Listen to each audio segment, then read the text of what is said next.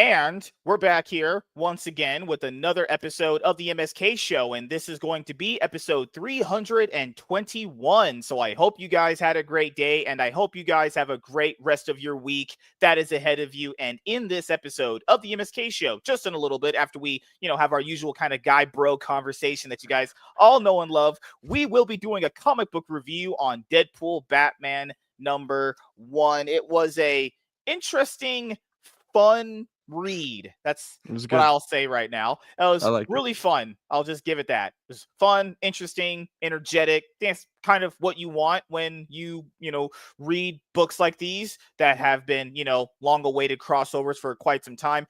Initially, I was thinking the whole Deadpool Batman thing kind of wouldn't work, but no, Zeb Wells made it. How would it not work? What? No, Deadpool's humor, like there's other that would Deadpool work exactly perfectly. No, sorry. Deadpool's humor, because like the other Deadpool books that I've read were kind of like, okay, the humor's a little hit and miss, but I feel like the humor, he did a pretty good job on the humor part. I was like, okay, I was smiling, laughing. Parts, deadpan versus humor, like how that's like a match made in heaven. So, we had decided that we were gonna do a makeup show later in the week because, basically, long story short, I got not like called in, but something happened to the point where I had to I had to go back to work because something happened. And then I said, hey, sorry, man, this happened. Can I just make it up to you later in the week? And he was like, yeah, we'll just do it like on a Thursday. I was like, okay, cool. So this is our makeup show for last week. You have revisionist history. I have to make it sound like that. You have such revisionist history. No, he didn't say that at all. I'm joking. Very hilarious. I'm literally joking. It was literally my fault, and I just asked. No, I'm just saying. You're like, we'll do. I was like, I'll come on any day. I'd love to talk to other people, and then you're just like, nope, I won't have you around other people. You are the best person I know alive. I will give you hugs. I just don't know why you won't have me on with other people. That's the one thing I've been trying to figure it out, but hey, whatever. You didn't do anything. I didn't say I did anything. I'm trying to figure it out. I think you made okay, you did one thing. You're white. Okay, you did that. The cardinal sin, You only talk to white people. That's true. You said you're black from the waist down. You said you're black. You said that. But you heavily implied it. That was the thing. I never heavily implied anything. I have never implied anything about myself other than exactly what I say is what you get. You have implied you're filthy rich. That is good. No, you've implied I'm filthy rich. I made fun of it. Oh my god. No, we had the 300 special. I make fun of that. Oh my god. Dude, Michael was there, Z was there. They all know this. This all stemmed from a car conversation that you had with me. And then all of a sudden you were just like, oh dude, you got like 3, you must be rich. Dude, on the 300 episode special. Yeah, because I make fun of it. That's me making fun of it. There's a little bit of truth to that, though. A little bit. I mean, you're at least filthy rich with action figures. The Superman one, I love that one. That one always looks exactly. Well, I'll put it this way. If you're generally asking, if you're dead serious, what do you consider rich? Be honest. But the metric that what you said, because you said you being like the top earning. I am 100% in the top earning percent. Yeah, that yes. would I pay a lot. Yes, you're not middle class. There's no way. Middle class people can't afford what you afford. There's no way. But I also live in West Virginia, so that's why I'm asking. What do you consider? Technically, I would consider that playing your cards right. You move to a place with low cost of living to the point where your job could pay you enough to the point where you have the extra. Well, I could have this job no matter where I lived.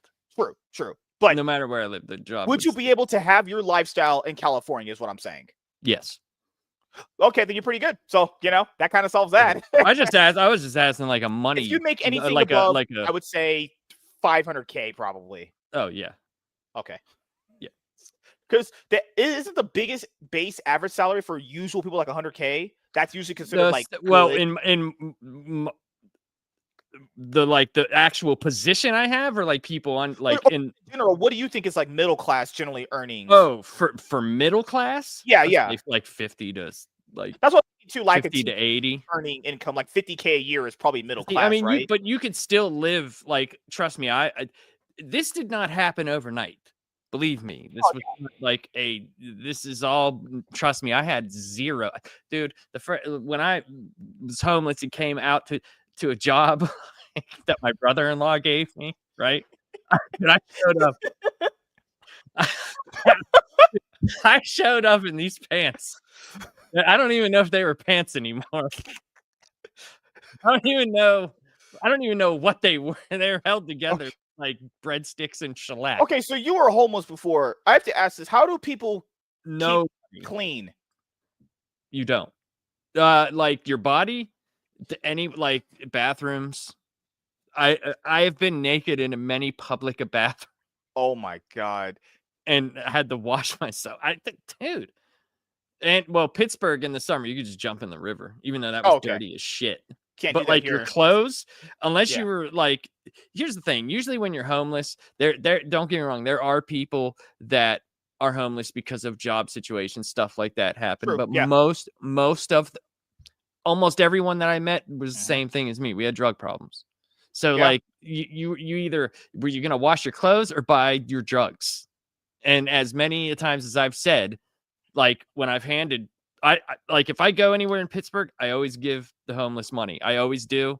And I was going to a Pittsburgh Penguin game. And my buddy was like, dude, why you keep handing like 20s to these homeless people? I was like, drugs are very important to drug addicts. That's why you do it. Yeah, or to be fair, there's this off chance that you do give it to someone that does really need it in that moment. There's the chance that It happens. doesn't even like at that point in time. That's like there's been people that have helped me out. Like I've told the story of this one woman. Yeah. She used to give me this little Bible like every day. I had like fucking hundreds of them, but she would Mhm. bring me food and like hand me money and stuff. Like so, like the goodness of people. That's what's made me like, you know, Mhm. like I will 100% give back. Yeah, I think when I grew up, I always thought that being homeless was because someone just fell on hard times, and sometimes that's the case. But the more I grew up and realized what There was are. going on, that situation that you said is true. It's usually that the fact they're on drugs and they're choosing to live like that. Well, it's not necessarily you choose. Okay, you choose the drugs. The Which, living situation, yeah, you're not. You get there, but I don't know if it's a hard thing to say because like saying you choose that when what are you comparing it else to, like living in a house and being whatever. I don't know if anybody necessarily chooses that unless they have those templates on I the would say, yeah, scale, yeah, you're right. whether Like I the choose end route, this or yeah, choose this. The yeah, end roads end up you live on the street and yeah. The all your money drugs are goes the to main drugs. factor to have you in the symptom of being homeless, I would say. I mean, that might be true, Orange Avenger, but in my case, I had nobody to fall back on, bro. I left my house when I was 15 years old because my dad told me that having a relationship with me meant nothing. So, I, Wait, hold I, on. Whoa, you had a dad to tell you that? I didn't have a dad growing up. there you go. He went for cigarettes and he never There's came no back. okay. I think I told you this. He came twice. He came Mhm. twice in our life because I have a different older brother. He had sorry, I had an older brother, but he had a different dad than me Yeah, and my right. younger brother. I know what you And mean. Yeah. he came twice. And it's like custody or something, but Mhm. he wasn't. It was a base.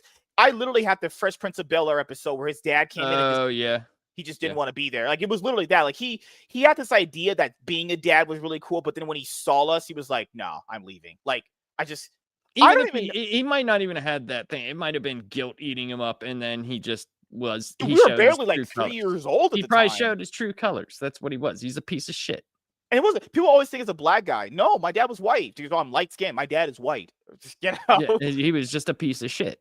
Yeah. My Yeah, mom said his family was racist, but my mom was always I love my mom, but she would always call everybody she didn't like racist. So I don't know if that was true. So, yeah, like that sucks, dude. Like that's terrible. That's I like barely saw him. Like he came at the nighttime and he was very tall and I saw him. We spoke. I was like 3 years old. We spoke a little bit. That was it. And then that's all I know about him. I haven't seen him or heard of him well, ever here's the since. thing, man. So You don't need him anyway. It yeah, would it's have been true. great. It would have been great if he Mhm. was there and an actual dad. But dude, the fact that he wanted nothing to do with you and you turned out great, fuck him. Fuck that dude. And that's how I always see how you on reality TV, these kids always try to look for their long lost parents. I understand it. I understand the sentiment, but that person generally wanted nothing to do with you, and in 18 years of your life could have contacted you. I understand. It depends on Yeah. the situation, but yeah, in your situation, yes, 100%. It's like your dad. When he just said that, it's like, how am I supposed to look at this person like a parent anymore? Well, I mean, luckily we repaired our relationship, but But your dad's not dead, right? He's not. He passed away, dead. right? Oh yeah, he's dead. Oh, okay, your mom's still alive. I remember that. My mother is still alive. Okay. So like it's like my mom, like I'm this is what my thought process was. My mom stood by because of the church stuff and was like, couldn't do anything about it. But like when we started talking again, which was like, fuck, dude, 25 years. It had to have been 25 years I didn't talk to him or see him. He had a stroke, and my mother called. Like, I don't know how she probably got it from my brother or something. Yeah. And, she was like, you might want to come see your dad, blah, blah, blah. This happened. And I was like, okay. And like, I was always like, our family was so fractured. You know what I mean? Because I have 2 sisters and a brother. And like, my parents kicked my oldest sister out when I was like, because she's way older than I am. Like, whenever I was like 7, my brother left when I was like 10. So it's like, you know what I mean? Like, when you have 4 children and 3 of them are gone before they're fully adult, like, or even 17, 18 years old, like something's going on there. You know what I mean? Like, something is amiss.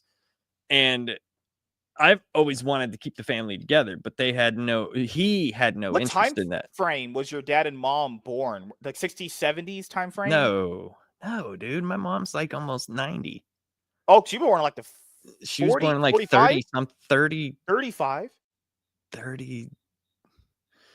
She might have been 30. How has your mom lived so long? I think she's 88. I think she's 88 right now. How's your mom lived so long? She's been through like literally everything. I think she was born 37. She must have really good health for someone that old. She does take care of herself pretty well. Like, I'll say that, like, after my dad died, like, and we had her come with us, like, me and my wife, my wife, thank God for her, but my wife was like, you're going to the doctor, you're doing this, you're doing this, you're doing this, you're doing this. This is what you're doing. Yeah. And we wanted her to, we told her, like, because she was like, my mom would always try to be like, what do you want for dinner? And I'm like, nothing you're making, because you already did that shit. You're done. You're retired. You are done. My mom, I'm almost 50, dude. So like, my mom is like, he's been around the block a few times, as we say. Yeah. My mom, I'm not as young as I look. I don't consider someone old until maybe like 65. I would still say you are. I'm young at heart, but I don't know, man. Like, I don't know why all these people that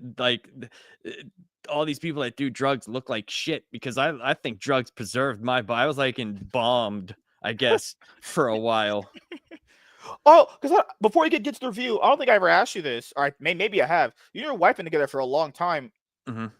Why do you think people get divorced? I don't ever ask you, why do you think people get divorced like a lot? Honestly, besides the statistics, I'm saying just in general, Orange Avenger, my kid can 100% kick my ass. He's 7. No, not that one. That was that. Dude, he's 26, and then no, I know you have older kids, but 7. My oldest one is like 4 inches taller than me, and he's fucking immense. He talks like this. Why? He's very serious. Good Lord. He's very serious. Very, very serious. Well, I'll ask you, like, how did you and your wife get through those rough times? You said it was really bad. It was rough. It was her.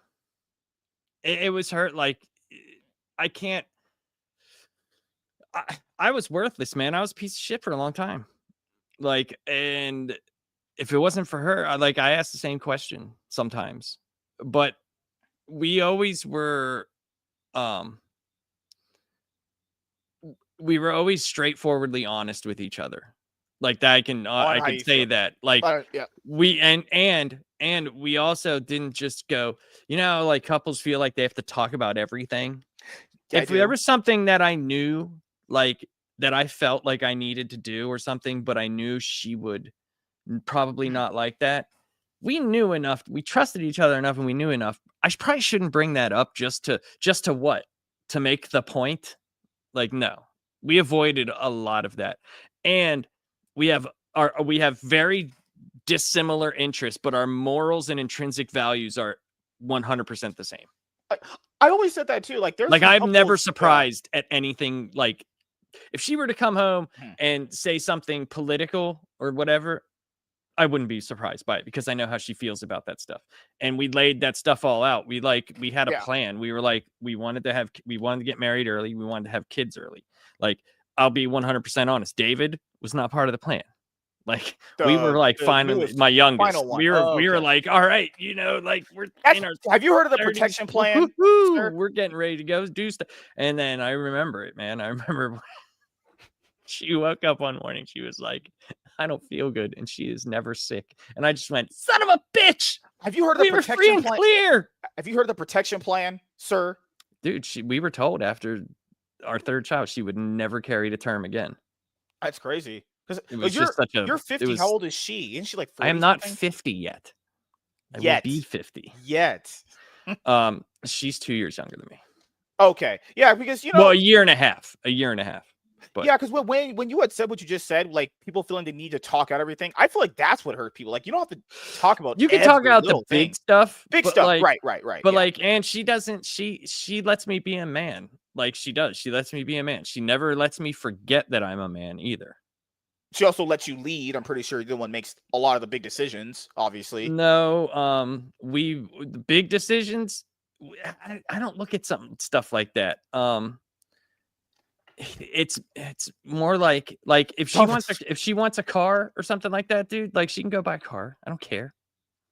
Like, I just don't care about that. She just bought a Tesla right now. You wouldn't care? No. Oh, goodness gracious. No, because I would just be like, oh, you needed a car, I guess. I don't know, dude. Like, that stuff doesn't bother me. Does she have like friends she hangs out with when she's not at home sometimes? Yeah, she goes to Vegas and stuff every year. Oh, okay. That's another thing. Like, that was another thing too. Like, if I wanted to go hang out with my friends, she never said no. She's like, if I, like, back in the day when I drank, if I got too drunk and stayed the night over there, she wasn't like, oh my God, you're fucking girls. Oh my God. No, she knew we were dorks and we're probably playing like Risk or fucking Dungeons and Dragons. She was like, there's no vagina there. Like, we trusted each other, man. I trust the woman. I also think that comes with picking a good person. Like, I feel like people. Plus, she has my back 100%. I feel like people are just bad at picking people, just in general. Like, their radar to pick decent people is just off. Hi, Sparkles. How you doing? So, yeah, Oh, before we go, last thing. Did you get your new comic books for this week? No, it'll be here tomorrow. Okay, so I can't go to the comic book shop anymore. I just can't go. Yeah, and it's not because you don't want to. Remember, it's the commute. It's just that and seeing the fucking same 4 people there, dude. Like, Bald and Ugly is not getting fun to be around anymore, dude. The last time he talked to me for like 45 minutes. Yeah, those people about Wonder Girl, and I was just like, dude. Like, it's like you're literally not trying to talk to people, and then that random person comes up to you and they make a conversation. His fucking sweatpants are up to his boobs, dude. Like, I'm just like, dude, where is your shirt? You just have a neck, and then there's shoulders, and then sweatpants. Like, what happened? Hey, that's not me. That's Laps. Hey, I have a group of friends. Oh, I have a group of friends. I have like 4 friends that I hang out with, and we do stuff together. Every Sunday is a giant fun day. They come over and we do the NFL. We hook up all 8 screens and we turn on Sunday Ticket, and we're fucking like, what's our fantasy teams doing? Ooh. Before we go, here's some of the new books coming out. I'll just let you guys know I have Spectacular MSK coming out this week, covering this week's books. I've not forgot. I'm just a little tired, busy. Absolute Evil and KO, man. Yeah, Absolute Evil and DC KO come out this week. Batman number 2. KO came out yesterday. Yes. Absolute Superman, Ultimate Wolverine. Or wait, did it come out? Did it come out next week? I can't remember. One came out one week and one comes out the next. You're week. right. Yeah. Rook Exodus issue number 7 comes out. Yep. Yeah. Spider-Man Noir. What else we got here? I'm looking forward to the Spider-Man Torn. I'm very much looking forward to that. That's Michael Straczynski. That's a 4-issue mini. Yeah, you're right. I remember that one. What else is here? There's a whole bunch of comics this week. A lot of stuff. Yeah. Good fucking. There's nothing down there. There's nothing. There nothing. Has to be. No, it's all near the top. Yeah. Oh, Batman number 2. We'll see how that goes. We'll see how it goes. First one did not go so well. At least for me, I did not think it went. First so one well. was all right. TORN, not porn. Sparkles. Noir. No. I said Spider-Man Torn. No, not you. I was talking to her. Good Lord. Yeah. Yeah, that's why she said Spider-Man porn. What did he say? I said torn. She wasn't talking to you. She was talking to me. All the ladies talk to me. Yeah, that's happening. Justice League, the Omega Act special? Yes. That I had to get because that's about Booster Gold. Prelude to DCKO. I got that free. A special oversized prologue to DC's biggest event of the year. Everything since DC All-In Special number 1 has been building to this moment. Time Trapper is on the run from Darkseid's Legion, racing through time to learn how to stop Darkseid's conquest. If you're into spider porn, I guess that.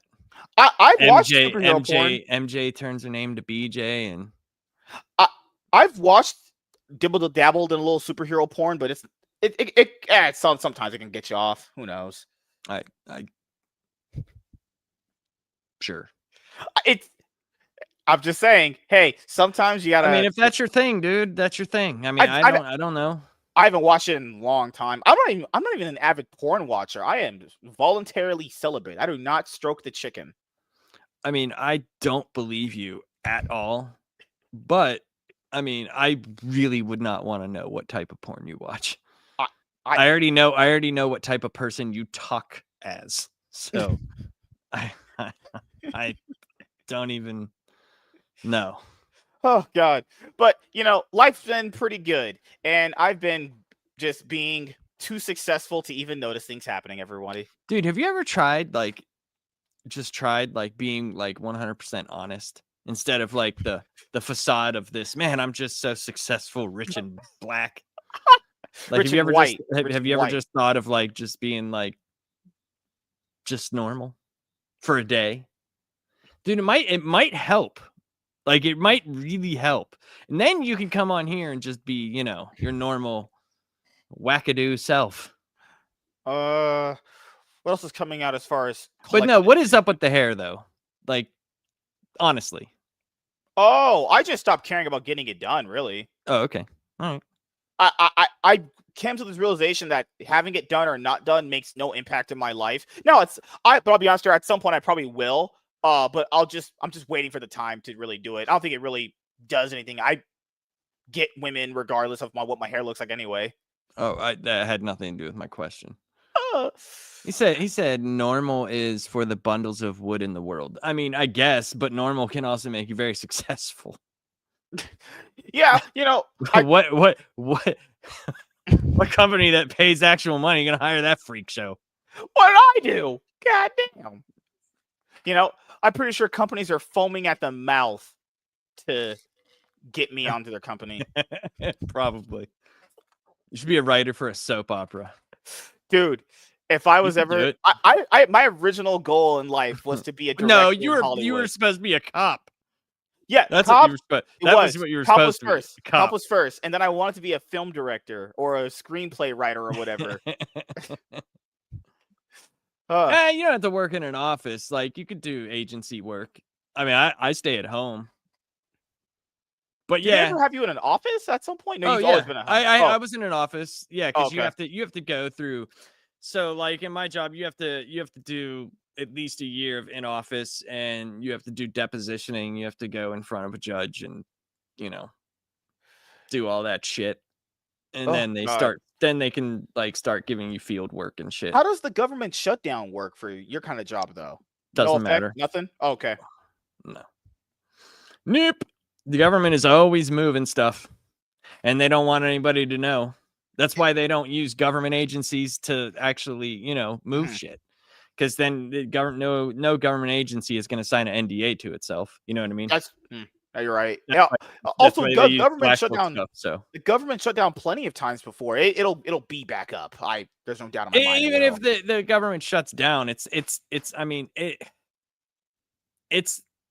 just a power move. Like it's just because one side doesn't want to do what the other side's doing.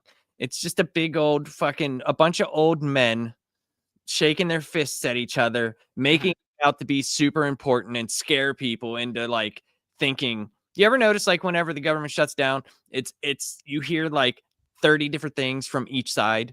Yeah, and it's always like, no, it's because this side is the worst. No, it's because this side is doing this. No, it's because of the Epstein files and Trump doesn't want to release them because he's on there. And then Biden didn't do it because it was this and the blah, blah, blah, blah, blah, blah, blah. You guys have no idea. Trust me, dude. I see all that shit, dude.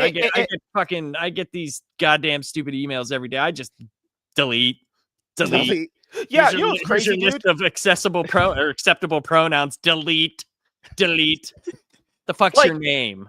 Like it's so weird because it comes after people saying like, yeah, we have to unify with each other. We have to get along better. We have to talk to each other. We have to get along. And it's like, you people are just you can just tell it's just for the it's just all for show. It's all WWE at the end of the day. It is. I mean, the main things that I'd be worried about is military and what happens with your taxes. Oh yeah, that's to be it. Because like if it gets to a point where it's not, you can't even get like home loans and stuff like that, which is honestly like, I know it sounds stupid, but the whole American dream of like whether you want to get married or not, whether you want to marry like a woman, a man, whatever, it doesn't matter. Buying property, having your own stuff, like that's 100% like the best way to go, because then even if they technically own the land, they still can't take your property from you. They can try to, but there is recourse for that. But I mean, my bills, like I'm put like with the addition on the house, like we're getting solar paneling, right? And I bought a battery, so like my bills are gonna be like next to nothing. You know what I mean? Like, so I mean, it's just like, and I've been doing it small, like except for like my stuff that I like comics, shoes, like stuff like that. Like you'd be surprised how much I actually don't spend money. You'd be surprised. Like I still, like whenever I first got this job and I was making like decent money until I started moving up, I still lived as if I was like poor. And then thankfully I had a boss who cared about me, and he gave me very good investment advice, and that's where the bulk of things came from. And I was like, oh, okay, so this is how you do it. Your money works for you, and then you take it out and put it in your bank and try to get a credit union if you can. Invest into the credit union's own CDs. And dude, you'd be surprised after 10 years, you're like, holy shit.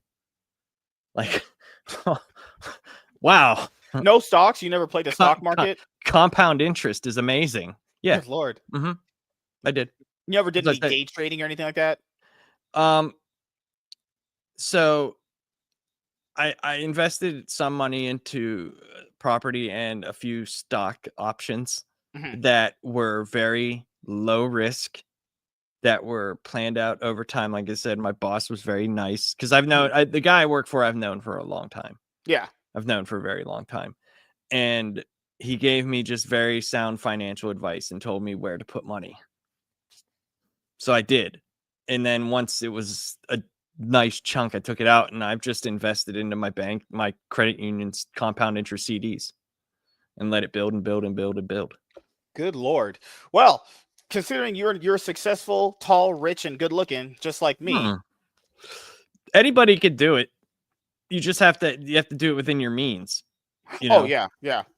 Anybody could do it, man. Like, dude, you have to also make sacrifice. Dude, you think I like it whenever I'm fucking working like 86 hours a week in the summer? Anyone likes that shit sucks, dude. From like May till the end of September, like coming up is awesome. You know, like, because Yeah. I will literally, this is what I will do. Like, come November, I will go to my computer, turn the volume up all the way, turn on my email, and I will go sit in my living room and play video games for 8 hours, 9 hours a day.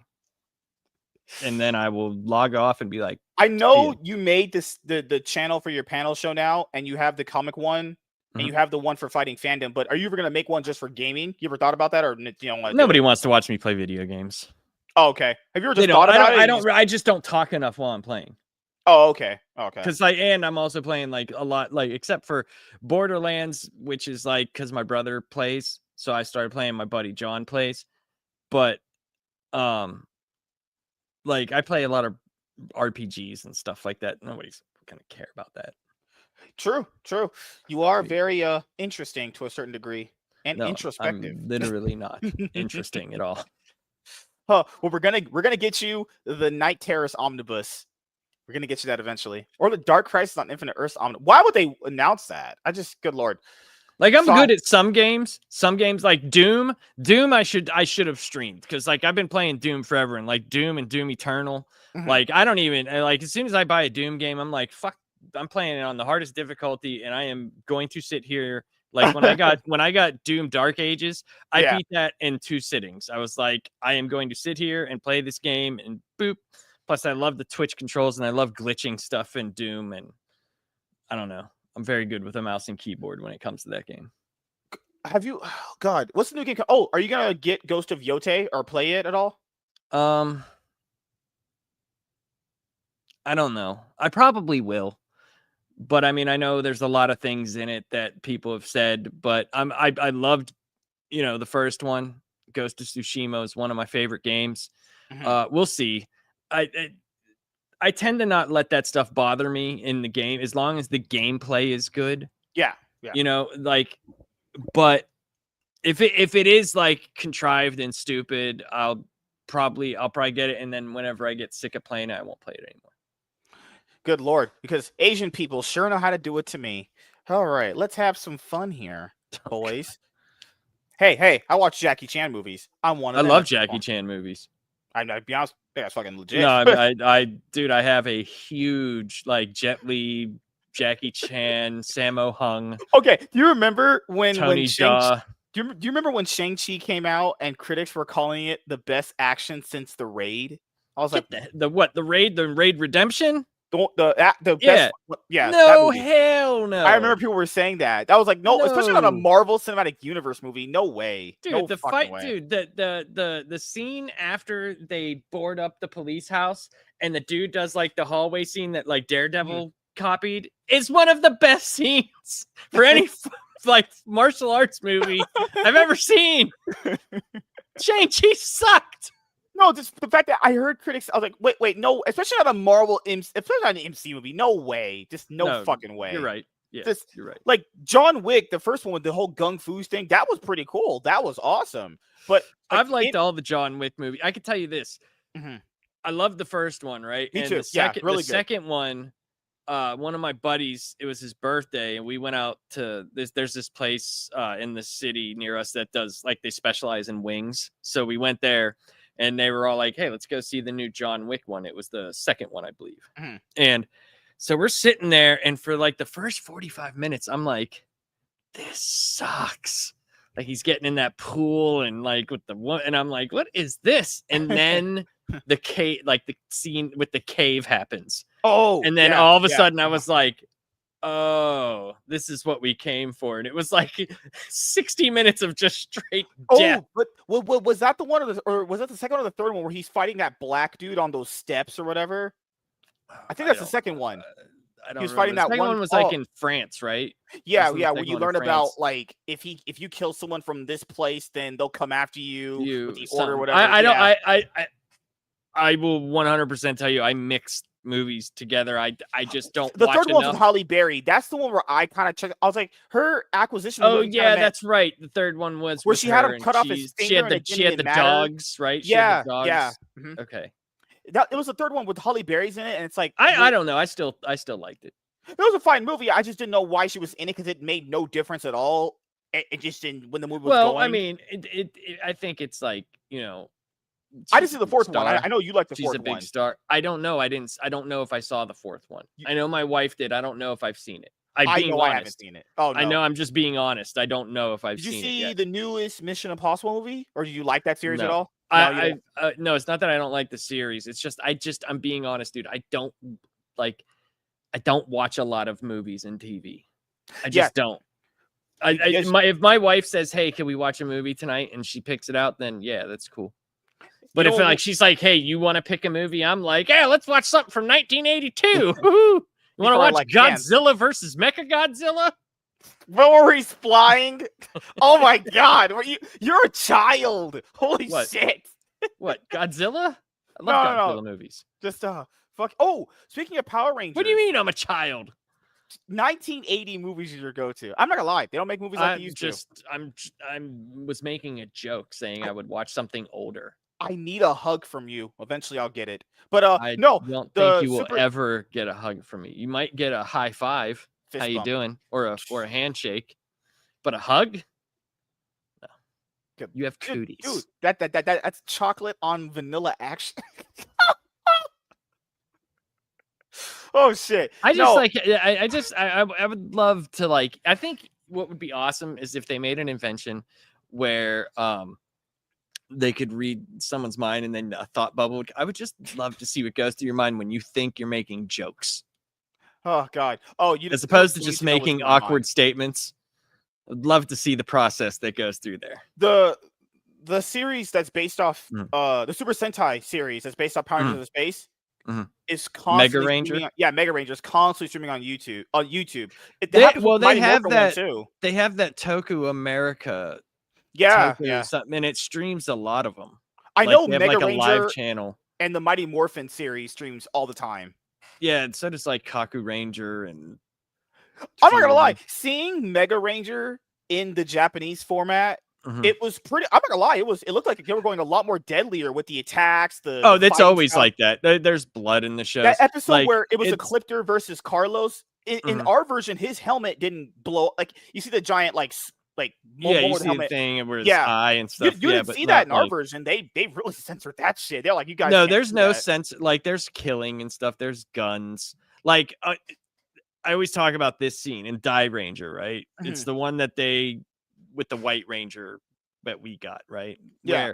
Where I tell people, I'm like, you want to just laugh, go watch that series because the White Ranger is a little kid, right? In the Japanese one, he's a little kid, and literally how you are introduced to him, he's a skateboarding little cool 90s kid, right? He just goes up to chicks and just grabs their tits, and he'll just go, "Yours are small," or "These are big." That's his thing.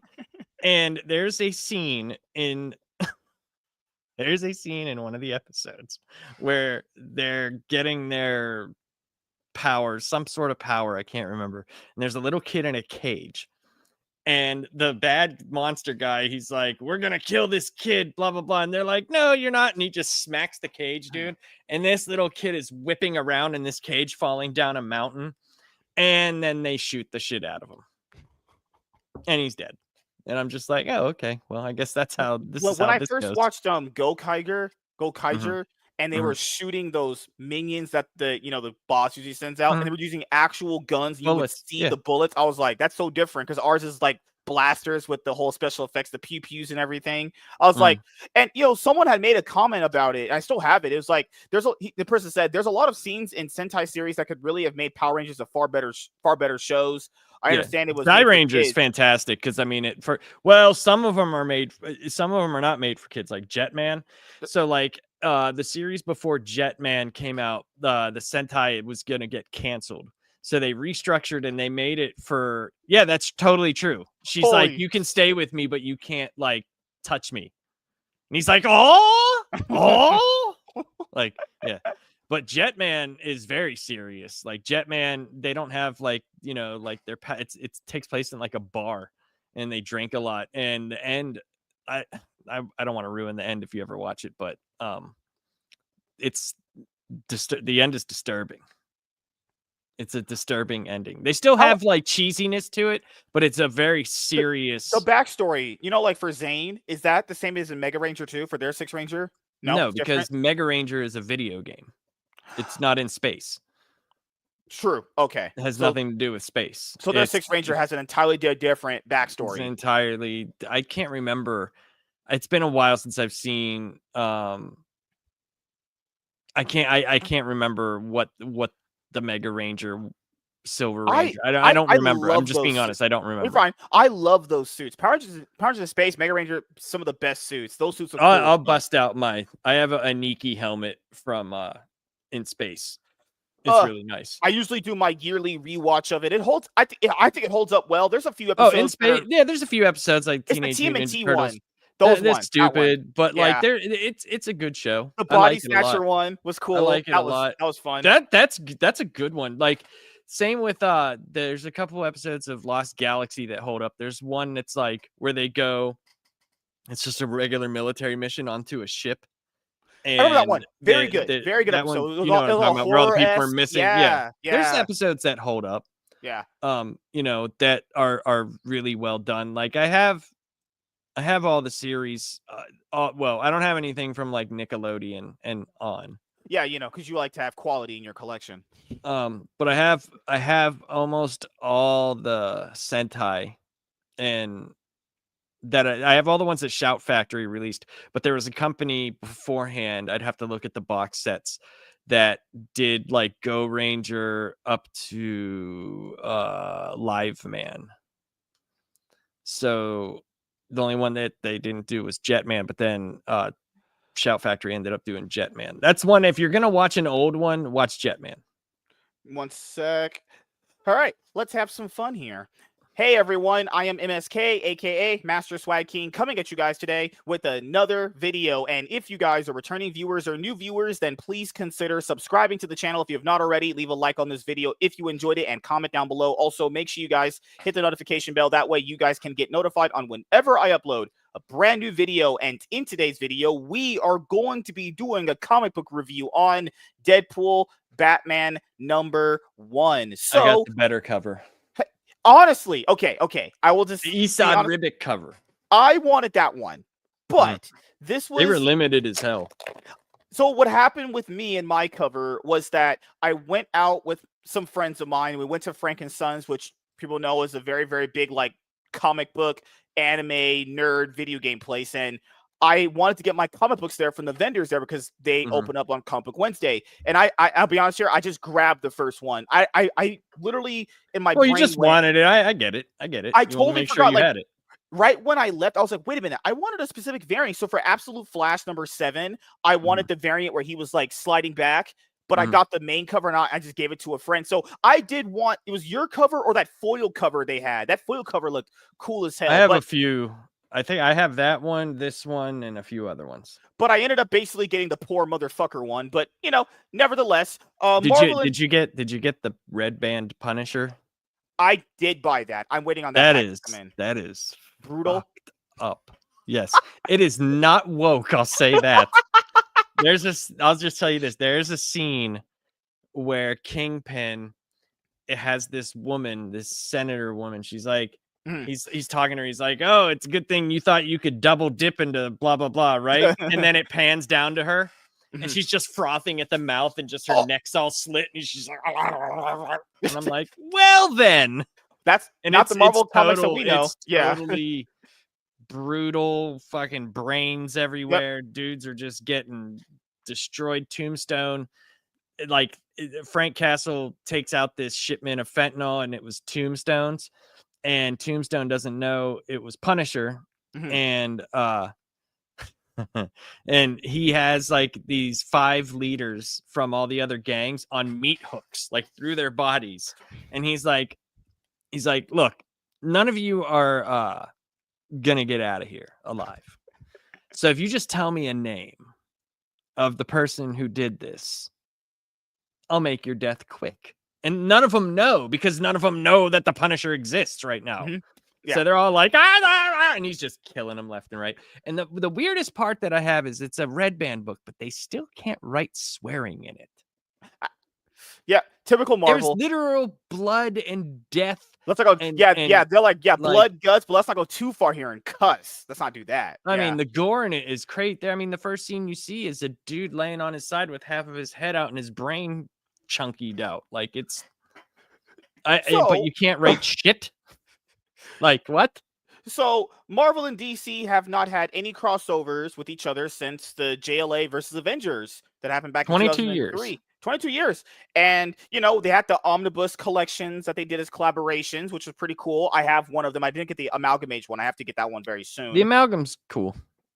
I think you like the first one better. I think the DC versus Marvel was just better. Yeah. And the Amalgam's still cool. And, I still have it. I like it was announced that Marvel and DC would be doing actually quite a bit of crossover comic books coming up, and the first one would be Deadpool and Batman. Actually. So they were announced, but we are not 100% sure if because of the length of time. I think they wanted to see how this was going to sell, and the pre-orders were incredible. Pre-orders were big, right? They were huge. And then after that, we got to see who the other crossovers were going to be. So I don't know if that's what they're going to be, because I'm just saying, like, in the old books, they would do stuff like this. That's why I thought it was awesome. That's why I thought it was awesome. But I highly doubt that Frank Miller is going to, they're going to let him write and draw with the drawing that he does now. They gave him 2 pages in the very back of the book. They don't want but I'm saying, like, that's what they did in older books, though. Like, you would read crossovers and they would have, like, I thought it was amazing. I thought the whole production of this book was awesome. Like, I loved the little crossovers at the end. My favorite one, honestly, was either between Jeff and Crypto or Daredevil and Green Arrow. Outside of the main. Jeff and Crypto, they were just playing ball. That was cute. Do you not have a soul? Cute. It was cute. I have a soul. Oh, Captain America and Wonder Woman was pretty cool. Captain America and Wonder Woman was fantastic because it was a story that it would make sense that it went that way. If they were in the same universe, they would have crossed over at that point. Hey, Eric the Guapo, what's up, my man? How are you, brother? Rocket Raccoon and Green Lantern one. If some of these, if they were actually just full-fledged Marvel DC crossover one-shot books, I think they would do very well. So for a lot of people who don't know, I think so. I hope they go more. I hope they go more in that direction. But like, it was a lot of guys that, if you look at the title, it was a lot of guys that wrote both. So it was smarter than them to have them on that particular, so it would make sense if they did. And I'll just say this. Mm-hmm. The fact that Zeb Wells wrote something this good, and he wrote one of the most reviled Spider-Man the Paul Omnibus run. That's what we call it around My here. God. Well, I mean, look, hey, people can think, Eric, you guys can think that's cute and all, and that's great. I don't know if I've ever said cute. It was a shark kicking ball with a flying dog. How is that not cute? It's adorable. I just don't ever say cute and adorable. Oh my God, you're not. Wait, here's a dude that says sex with women is gay, but he's gonna lay down cute and adorable lines. Like, go fuck yourself. A soul. I have a soul, man. It's dark and rainy, but I have a soul. But no, all jokes aside, so you do have Deadpool and Batman, which headline the book, obviously. But people who've not been on social media or who don't know that this exists, here are the other character crossovers you get in the book. So you get Captain America and Wonder Woman, Jeff the Land Shark, and Crypto the Super Dog. And that was so cute, guys. It was so adorable. It was cute. It was adorable. Anyone with a soul would love it. Then you have no soul. Then you get Daredevil and Green Arrow. Then you get Daredevil and Green Arrow, Rocket Raccoon and Green Lantern. That one was fun. The Green That was fun. It was very fun. Kevin Smith did a good job. I thought he did a very good job. I'll be like, you get Old Man Logan and Batman: The Dark Knight Returns. That one I kind of went, all right. This was okay. The thing was, it was nothing, because it was like Frank Miller. It was just he's written Wolverine, he's written, so you obviously have the iconic character of the Dark Knight, and there is an Old Man Logan book. So it's like, oh, I know what I'll do. I wrote Old Man Batman, and then you get Logo. My problem with the very last one was that his name is Logo. They should have called him the Loberine. Why didn't they call him that? It's the Loberine. I don't know why they called him Logo. It didn't make any sense. Logo is the gay. That's the gayest name ever. It wasn't cute. No, that was gay. That was mega homosexual. Who calls themselves Logo? And it's just like, I don't know why they always do that. They always want Lobo and Wolverine somehow interact as if Lobo wouldn't just destroy him. Yeah, like I get it. So we have to combine them because we couldn't have them fight because God forbid Wolverine get his fucking spine ripped through his anus. Right. And I will say, despite I actually liked the book, I thought it was fine. But my biggest problem with that was the one I was kind of looking forward to the most instead of the other ones because it's a cool concept to a certain extent. Like, at least if they're going to be fused, can we show it happening? Wait. Time out. King Style. You like this? You like that? He didn't. No way. Did he do the art on that one? Yeah, that's his art. It says penciler and inker, so you're probably right. Yeah, or unless you're gonna say Alex Sinclair. No, I know. Listen, I know Frank Miller. Weird holy. Go Google Frank Miller Holy Terror and tell me this does not look exactly the same. You got a point there. I'm disagreeing. Look at that. Look at that Wolverine at the bottom. That doesn't fuel your nightmares. It's just he went all crazy. Like after all, I Batman and Robin, he just went nuts. I think this is fine, but the shadow work, sure, but like he doesn't draw like he used to. No, like I will say, if you're gonna give me, I liked his original Wolverine. I mean, it looked okay, but I thought his inner, like Eric says, like the inner pages, his art. I never thought it was that good. Me personally. I'll be honest here. I always thought he was a better writer than artist anyway. Oh, 100%. 100%. But then, like I said, he just lost the plot, dude. He lost, I don't know what the hell happened. Like, he took too much drugs or something, or I don't know. That's what I did. But, like, that's how my hair got this way. But, no, it's actually scary that you don't do drugs in your hairs that way. So, for me, I don't like the name of Lobo and Wolverine's fusion. I wish we could have got that confrontation between them. Like I don't know. I didn't hate it. It's like I want to see them duke it out. Like if you're gonna be hyping this concept up, like can they duke it out? Oh, there's enough drugs. So let's start at the beginning part of the book and then make our way through all the crossovers. So, oh God, we're gonna do everything. That's a lot of stuff. Let's glance after the Captain America Wonder Woman one. Let's kind of glance over the other ones. Well, we gotta get through this fast because your hour already happened. We're fine. We're good. Everything's okay, man. So it starts off with okay, so long story short, Deadpool and Batman. Batman is trying to uncover what the Joker is doing.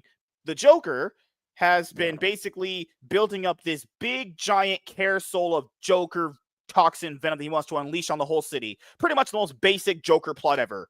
That's just... Well, you just skipped a whole bunch of pages. No, I'm just saying the basic general premise of what Batman's doing after Joker. We don't have to go page by page. Basically, like, what I thought was cool was this.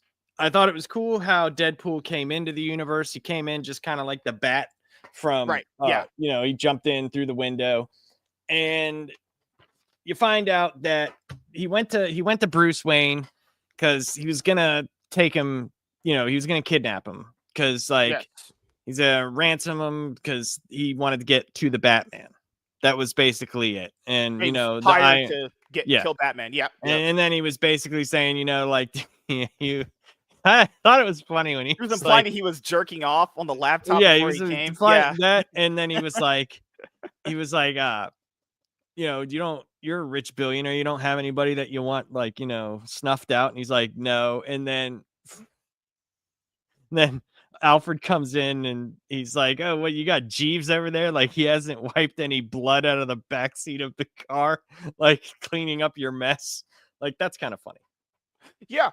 And after that, I like how Deadpool is just like that squirrel meme from Up. Hey, bat signal, I'll go to it. Oh, yeah, because he's like, Bruce is like, you'll never find him. He's hard to find, that Batman. And then there's a fucking bat signal. He's like, oh, like that giant fucking bat signal? I'm just going to go over there. Like, oh, crap, I fucked up. Like, why is the Batman in your head just Christian Bale's? Because I think it's the voice. Like, that's like more of a meme now than anything. It's just making that voice whenever you talk. Do you remember the end page of this where he was like, after Deadpool goes to the bat signal, he's like, I guess I'm going out now. It's like, all right, I imagine you would. Yeah. What else would you do? Good Lord. There's nothing else for him to do. So after that, Deadpool has an interaction with James Gordon. Yes. And then Batman arrives to basically tie up Deadpool. And then after that, basically, Batman's like, hey, he's kind of the best I got now. We're kind of running out of options, you know? Mm-hmm. So then Batman is in the Batmobile with Deadpool, and then Deadpool springs some sort of like toxin onto him, Yeah, knocks him out. he wants to work with him and all this stuff, and Batman's like, oh yeah, Yeah, not you can work really, with but me. yeah, we can figure this out together. And then he springs like some sleeping bullshit on him, and yeah. So then after that, he springs some sleeping, whatever they fucking call it these days, on Batman, knocks him out. Batman ends up waking up. Chlorophyll, more like borophyll. So next thing you know, Batman wakes up with the Joker and Deadpool. With the Joker from Endgame. That's the same Joker from the fucking Scott Snyder. Yeah, that's the Joker it looks like the Joker from the New 52. That's what I thought too. It's the well, it was the one where he went all fucking crazy. There's different ones, because the one from Death of the Family was different, and this looks like, where is it? Blue, and this one. This is this Joker. That one. That's what I was thinking of. Yeah, it was that one. I was like, the that Endgame looks Joker. Very similar. I was like, that looks very similar to the Joker from the New 52, from Scott Snyder and Greg Capullo's, part of the run that they had on the character. Yeah, but the one that they had before for Death of the Family, though, that was in the same run, was very different looking. He was very different. And where is it? I know I have it. Okay, here we go. Here it is. Because this is whenever he had his face was taken off, and he went back and got the face and had it on for some reason. I don't know why. Like, he stapled it to himself. Oh God, that was gruesome. I remember that. Yeah, yeah, and then made all them think they were eating their faces, and it was crazy, dude. Like that whole, I don't know about. I like Death of the Family, but it was so out there, The Justice League stuff, that was wild. Greg Capullo's art was so good, and it was like so well done. And then you had, that Joker there. Yeah, I know I've seen this Joker design before. I mean, not my favorite, but it makes him look a lot more sinister and crazy. It does make him look a little bit more normal, like, but yeah, it's a little bit nuts there. All right, so this is something that's really cool that Batman does to Joker with their dialogue here, if you guys have read the book, which is right here where he says, I have to hand it to you, Joker. It's brilliant. You found someone crazier than you. And then Joker starts questioning, wait a minute. I'm the only crazy one that gets to do this kind of, dance with you until death. Because Deadpool had also made fun of the whole, like, Joker and Batman are destined to kind of do this forever kind of gig kind of thing, So yeah, well, he's like, he's there, and he just reverses, reverse psychology on him, and he's like, this guy's crazier than you, and he's like, no, he can't be crazier than me. And Deadpool's basically espousing, like, maybe I could be obsessed with him because, you don't want to kill him, do you? Oh, yes, yeah, I want to kill him. No, this is a guy you keep alive. And then you have some sort of unhealthy relationship where you're obsessed with each other, and you can't really move on because you are really actually your only friends. So much you're only friends. There, man. Yeah. And he does that whole thing, and the Joker's like not happy about it, and falls right into his trap. This was my favorite part of the Deadpool Batman story right here, where he said, you've spent a lifetime trying to drive me insane. That clown did it in an hour. And he says, don't call me a clown. That's insulting. No, don't call him a clown. He's like, that's insulting.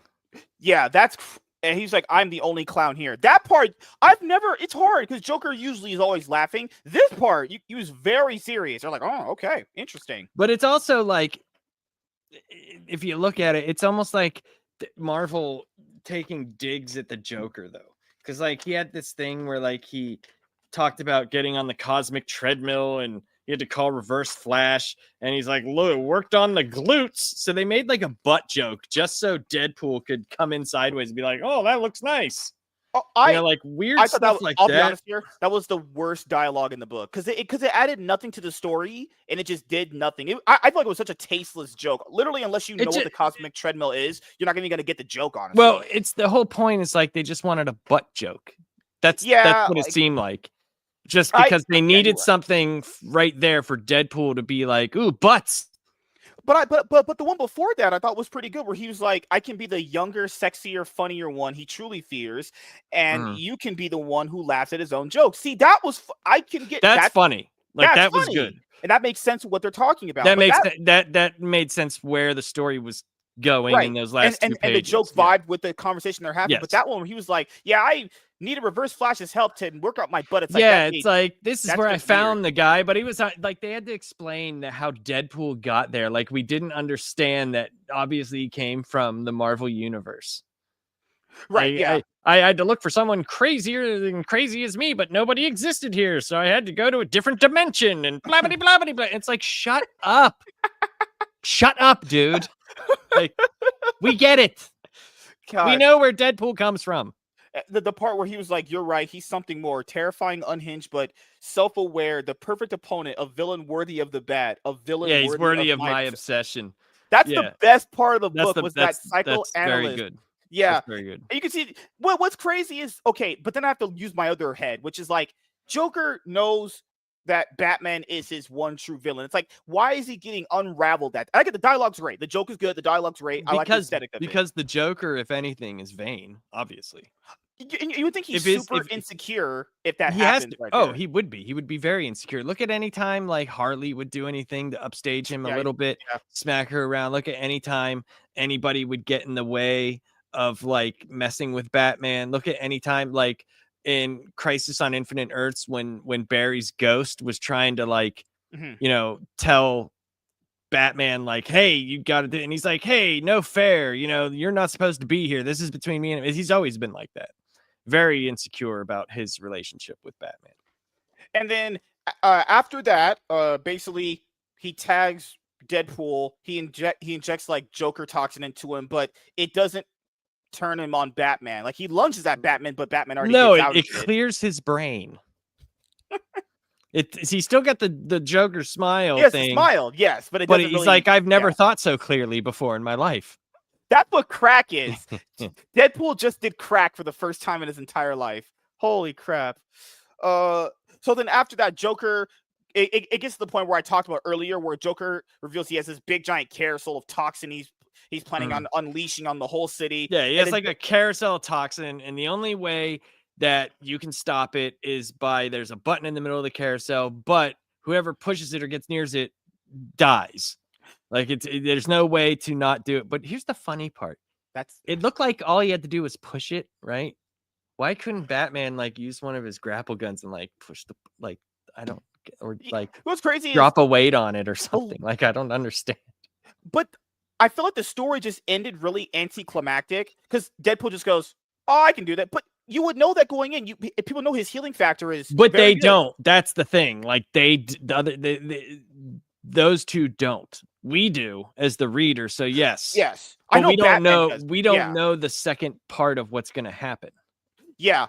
It was just like, okay, well, he's going to press this button. He's going to soak all the damage because, well, he can do that. He can. Right. Yeah. And that's why I'm saying it ended kind of. Right. I agree with you. I agree with you. But come on, I understood it was going to happen that way because we've seen Deadpool. Well, that was the setup. You knew as soon as Joker gave us the whole, like, the only way you could do is Batman dies. Yeah, and it's like they're not going to have Batman die. So and I thought it was funny. He's like, hey, why don't you have one of your young? What did he say? How did he say it? Before you push the button, Deadpool said something about one of your young. He said, let's see one of your young boys do this, Batman. Good Lord. He made the gay Robin joke earlier in the book. Yeah, you're taught young Remember boys. Earlier when they were riding in the Batmobile, he's like, hey, you hang out with young men in tights. What the fuck? Oh, my God. The ambiguously gay duo. Never forget that one. The ambiguously gay duo. So then after that, basically, Batman and Deadpool have further conversation, and he just leaves him. Yeah, he's like, what? Can you give me a ride? We got to work on whatever. And he's like, no. He's like, I'm gonna let you go home because you did save Gotham. I'm gonna let you go home now. Get the fuck out of here. He said, don't let me catch you around here again. Oh gosh, no, but so just for the Deadpool Batman story. Oh, I thought it was great. I thought it was great. Yeah, it's just a little bit of things I would have cleared up. I thought the one line with the Joker I didn't care for. The Joker butt line was stupid. Yeah. Yes, but everything else I thought was great. I thought it was great. Yeah. I thought it was exactly what it needed to be. Batman played it straight the whole time. Like Batman's serious. he knew Deadpool's fun. he knew that Joker was in aligned with this. Well, he didn't know that it was Deadpool, but once Deadpool crashed through the window and all the stuff happened, he knew. So it was a setup the entire time from Batman. He knew it's the easiest way to cut the middleman out. It was a perfect Batman story, and it was a perfect Deadpool story. The part where he was like, "We're not going anywhere. You're going home." Yeah, you're going home. It's so weird. That's how you know the book has that funny part of it when you're reading these crossovers. Because wait a minute. If Deadpool figured out where Bruce was at, why would he not have how he obviously got here through a vehicle of some sort? Or the fuck was his car be? Like it's so weird. He didn't know how to get back. It's like you got to Bruce. You found how it worked. You found where a billionaire is at. But nevertheless, after that, then we get the Captain America and Wonder Woman story. So the first one's written by fantastic. So you get the first one written by Zeb Wells. This one's written by Laps's favorite comic writer of all time, Chip Zdarsky, his best buddy. You keep saying that, and I just did not like. One day you gotta get that guy in an interview for your channel one of these days. Why? I wouldn't be mean to him. I wouldn't let him off the hook for the Batman stuff. 100%. I would ask, like, why did you write, like, you wrote a really great Daredevil series, and that easily translates to Batman. Why the fuck did you have Batman in space? Like you always told me, crack is a hell of a drug. Like free falling to Earth and live. Like, how did he survive in space? Why did you have the Batman of Zurin R? Why? I guarantee he's gonna blame it on an editor. He'll blame it on an editor. He'll be like, Jim Lee made me do it. Like there's a reason why Batman of Zurin R, like Grant Morrison used him, because Grant Morrison is crazy. There was a reason why it hadn't been used since the 50s, because it made no fucking sense. Because back in the 50s, Batman did stuff where like he had adventures in his dreams, and he went off Earth all the time and had wacky, crazy. That's how I know Batman's for me. I have adventures in my dreams too, where I'm a hot, rich billionaire with a Lamborghini. All right, so I'll ask you. Why did you like the Captain America and Wonder Woman story as much as you did? Because I thought the representation of the war, if they were together, that is exactly how they would have met. They would have met in that scenario because they were both fighting in those wars, and they didn't shy away from the Yahtzees, because we can't say it here on YouTube, but they didn't shy away from it. Oh no, Hitler's here. Yeah. He was there, and they didn't shy away from any of the stuff. And it was a story that was told with heart. It was actually a story that had heart to it. You actually, in those small amount of pages, you actually felt like, oh shit, like I genuinely got the relationship between them. It wasn't a sexual thing. It wasn't anything like that. It was like these two had been fighting a war for so long, and they kept going, and he was someone that Cap could 100% rely on, because every other person, even Bucky, has let him down for how many times? Right. It happened over the years. And I just thought it was done well. You're good. I also like the part where after he wanted to kill Hitler and she talked him out of doing it, but before we knew he was talked out of doing it, you get this was so cool to me. This little montage of C being like, him explaining how he went through all these things and how him and her are such good friends, and her being next to, like, you know, the Avenger characters. Well, they have like both. Galactus. Like they have both, like characters. Like when he came off the ice, out of the ice, it was all of them, because they all exist in this universe. So it was like a mixture of Justice League and everybody. Really cool. But it was her is the one that he could depend on. The one that just he lunging toward Galactus war. is so cool. Right? Yeah, there. that is pretty badass. And then, like, she's there with the Avengers when, like, Crisis on Infinite Earths, where obviously Supergirl, he's holding up Supergirl when she was hurt. And then, you know, it gets back to the point where she basically says, no, let the justice system deal with him. She's like, yeah, let the people decide his fate. But then Hitler does what Hitler does, and he kills himself. Yeah. Yeah. Now, usually I would understand why people go, oh my God, it's Nazis again. But guys, it's literally you said it. No. I'm saying, like, it's not that it's not like he's a focus. It's mostly like Wonder Woman is basically telling Cap, you do not have to do this. You are not this kind of person. We've been through so many battles. There's a different way of handling these things. And he always has talked about her. Like she's people could say, "Oh man, they're using that because it's that's what's happening right now," and it's like, no, yeah, no. I would understand I would clearly be able to tell if they were doing that. It's well, so if they were saying it, and then it was him not fighting Hitler, and it was fucking some dude who just said he, doesn't think that there's racism, like, and he's in a suit jacket, then yeah, I would say it. But the part right the here. thing is like they both fought in those wars.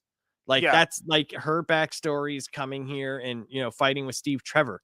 They just replaced Steve with Steve. Right. Oh God, pun intended. Right. Yep. So right after that, from Steve. Hey, we're all Steve. So he says, "You carry a sword. What else is that for except for killing? One bullet?" What? Yeah. I've heard stories of you as well, Captain America. I saw those stories flicker across a screen in a man's world as I was moved to stay to join this fight. Like, just the dialogue between them was absolutely amazing. Like, did you like this one part of the crossover better than the other one, the Deadpool Batman one?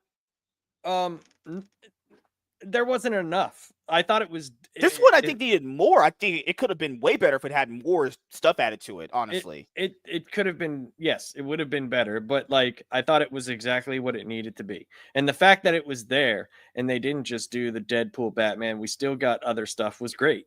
I thought it was awesome to have all the stuff at the end of the book. Yeah, and then this last panel where it's just God. The Captain America Wonder Woman story was awesome.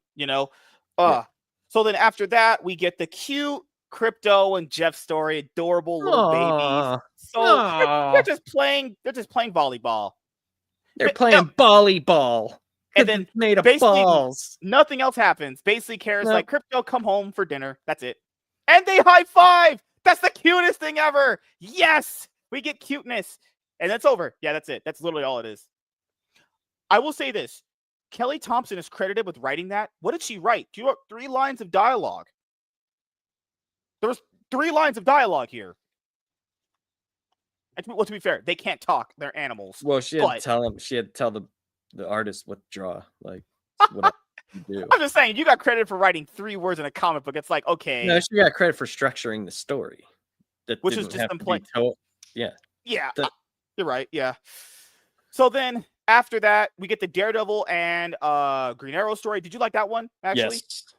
Really fun. Very much really so. Fun. I initially went like Kevin Smith gets both characters. As much stupid stuff as Kevin Smith has done, he definitely gets both of those characters very well. Basically, long story short, they end up teaming up and fighting this character Vertigo, and then they beat him, and they're like, "Hey, man, let's have a drink on each other." He's like, "Yeah, sure." That's pretty much it, honestly. And then they're fighting the hand, and there's a whole bunch of stuff where there's some Easter eggs in there. So Vertigo comes in and he messes with Daredevil's, abilities, and Ollie gets hit into a gym, and he comes out and like off panel, he shoots an arrow at him, and it's a boxing glove. So it's a callback to the boxing glove arrow. But when they're walking away from it and they're talking about let's go get a drink and all that stuff, they pan in on the boxing glove, and it was actually Murdoch's dad, who was a boxer, and it was his boxing glove, which I thought was awesome. Very well done.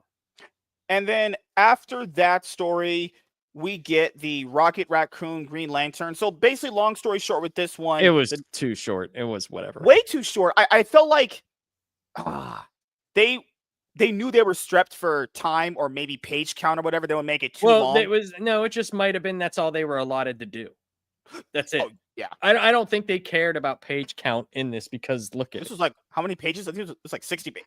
Yeah, 64 pages. I don't think they cared like, oh, we can only have this many pages and blah blah blah. I think it was just that's what they were allotted to do for that. Because if you do too much, it takes away from the main focus of the main book. So like that's what they were allotted to do for that. Oh, thank God the ad placements were not crazy in the book. Thank God. They were actually well done. Well done. Oh, God. Good job. And you get the Rocket Raccoon Green Lantern story, which basically is the Green Lantern overseers and I forget the other people. The Nova Corps. So the Nova Corps and the Green Lantern overseers have Rocket Raccoon and Hal Jordan basically just swap. So Mhm. Rocket Raccoon gets the Green Lantern ring, and he's like, "Was I not supposed to shoot Sinestro in the face?" Like, no, we don't do that here. And then and then Hal Jordan ends up, oh my god, he ends up getting, oh my god, a magnet for Cosmic Hand jewelry was a bad idea. Hal Jordan ends up getting the Infinity Gauntlet. Yep. And he's like, "Beware my power." Like it was very, very fun. It was pretty much typical how a Rocket Raccoon and Green Lantern story would kind of go. Him exchanging the ring. It was great. For, it was fine. It was good. It was fun. It was good. I wish there was more. I mean, That's a fun concept. It's like you said, it's exactly what you would think would happen, and it makes sense because you get to see the dichotomy of the two. Like Rocket just goes and just shoots him in the head, and like ends what would have been how many stories we've seen Green Lantern fight Sinestro. We see how the Guardians deal, and especially Rocket, how he deals with problems, as opposed to how the Green Lantern Corps does. So it was funny, and I thought it was well done. God, oh my lord, Hal Jordan with the Infinity Gauntlet. That's funny. That's because crazy. He does have the will to do it, though. You're right. He does. Do you think John Stewart could do it? Think he could hold it? I think any Green Lantern could hold, but I don't know what it would do to their physical body. Kyle Rayner, think he could hold it? Yeah, of course. Because in the regular comics, it doesn't do the stuff that it does. It's just you. You're right. Yeah. You don't have the will. Like a perfect example is in the Illuminati book by Bendis, right? There's a point where Reed Richards, after the whole Infinity Saga, all that stuff, years later, because I think in the Illuminati was 2007. So he gets the stones all together and puts the gauntlet on, and he was going to use the stones to destroy the stones, right? And Uatu, the Watcher, comes down, and he's sitting there in front of the Illuminati, and he was like, "Man, Reed, I have like literally stuck my neck out for you and broken my vow so many times for you, and like this is what you've come to." So Reed was like, I was going to use the stones to destroy the stones. And yes, Captain America used it during the incursions and fucked everybody over, and they wiped his mind. But this is years before that, right? But he's like, "Man, like, why would you, do this?" And then Reed's like, "Oh, I was gonna, do this good thing," but it was shown that you even using the Infinity Gauntlet for good, it's not, that power is not made for everybody. And Uatu was like, "Well, I am glad that you saw reason and had the willpower enough to, not use the stone. You put it down." And you find out that he didn't have the willpower. It was actually Professor X, part of the Illuminati, was messing with, messing with him to put him down. So like, you obviously have to have massive willpower. And if anybody has the willpower, it's the Green Lanterns. So for sure. It was just so cool to see, the Guardians of the Universe and the Guardians of the Galaxy just kind of, it's so cool to see that stuff. And then so fun. Good. Hal Jordan with the Infinity The funny Gauntlet. thing, I thought the funny thing about Cap using it during the incursions, which I thought was great, was because like he fucked it all up, and like then they totally wipe his mind and literally send him off to a war that they basically didn't want to have any part of. They were like, "We got to keep him off our back," until he remembered that the Illuminati messed with his brain. Hulk that was didn't so like good, it either. man. Remember they sent Hulk away to Planet Hulk, and then he came back. Oh, good. Well, they sent him away to Sakaar, and then that's when World War Hulk happened. Planet Hulk was interesting, but World War Hulk was great, dude. When he came back and Black Bolt's like, he's like, "I don't want to hear you whisper, I want to hear you scream," and then fucking destroys Black Bolt. I was like, yes, fucking hate Black Bolt. He's so stupid. Good lord. But after that, Green Lantern and Rocket Raccoon, we get Old Man Logan and Dark Knight Returns. We get Batman. Old Man Draws. I'm going to be honest here with you guys. I literally just kind of looked at the pictures and glanced over the dialogue. I just wasn't that interested. It sounds like a cool concept, but I was like, it's just it's Frank Miller. People love Frank Miller. So, I mean, like, hey, he wrote iconic runs on both Wolverine and Batman. He did, yeah. So, and then can't take nothing away from his older stuff. You get the beautiful null ad. No, we don't care about that. I'm just joking, guys. So, the last one, and this is my most disappointing one. First of all, I don't like the name logo. I think it's stupid. It should be the Loberine. I don't understand where logo. Like, what's for Logan? I just don't get it. I just think the name is so dumb. The name is so stupid. Like, and basically there's his dialogue is the worst. It's honestly literally just worse. I'll say this here. There's no Wolverine in this character. It's literally just Lobo. His whole dialogue is Wolverine because he came from the Knucklezians. I'm the best at what I do and stuff. I'm the main mutie. I just think this was potentially, I mean, it could have been better. It's only like 4 pages. You know, this is the one that they didn't care for. Do you know why? Because after it starts, guys, they gave it an ad right here. They did this for no other story in the book. And this one got an immediate ad. Awesome end page. Like that is pretty cool. That is pretty cool. But yeah, it wasn't that good. It wasn't that good. I was let down just by that one. I was like, man, that one could have been better. But all the other crossovers were cool. I like them. They were very fun. I definitely think this is worth having. 100%. Yeah. I can't wait for DC's turn. DC's turn is going to be pretty fun. It's going to be Grant Morrison and Dan Mora. What is Dan Mora not doing? That's true, huh? It's crazy how people say they can't get their art. What's up, Walter? Oh, God. Put that up on screen. Oh, God. I have to. And you read it. Oh, hey, Laugh. Sorry I'm late to your show. Fuck off. Fucking hell, dude. Like, what's really crazy is when artists say they can't get stuff done and you see Dan Mora just pumping out art for 10 books a week. He drew like half of both Immortal Legend Batmans also. Like, it's just hilarious. But yeah, what's your final thoughts and opinions on this crossover? And you're looking forward to the next one, so yes, very much so. I loved the crossovers whenever I was young. I hope that they do more. I hope they realize like the biggest thing that would make money is them crossing over and finally like saying fuck it and work the stuff, get the lawyers to work this shit out, man. And start making stuff together. Making like an animated movie would be awesome. Would be fucking awesome. I would say just do this more often. You know, we shouldn't be waiting 20 years for them to cross over like this again, you know?